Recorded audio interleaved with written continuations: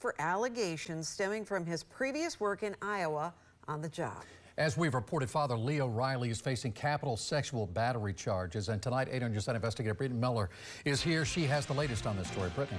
Keith, Stacy, good evening. According to the Archdiocese of Dubuque, Father Riley was ordained a priest in Iowa back in 1982. In 2002, he requested to transfer to Florida to be closer to his parents. Then, in 2005, he moved to Venice.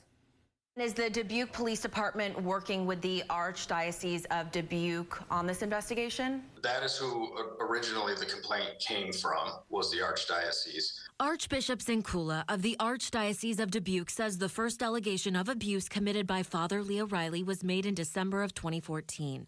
At that point, Riley was in Florida, so the Archdiocese reported it to the Dubuque County Attorney's Office. It conducted its own investigation and said the best information available at the time did not support a reasonable belief that the allegation was true.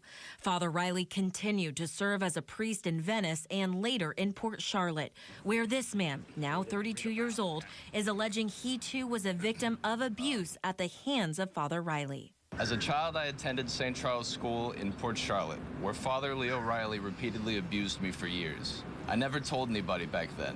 He said that if I told, he would do to my sister what he was doing to me. He wanted to share his story on camera, but not his name. He said he reported what happened to him to the state attorney's office in 2020. That same year, Damian Millard filed a lawsuit on his client's behalf. How many people have to be claimed to be abused by a priest before it's enough to place him on administrative leave and remove him from any possible access to children?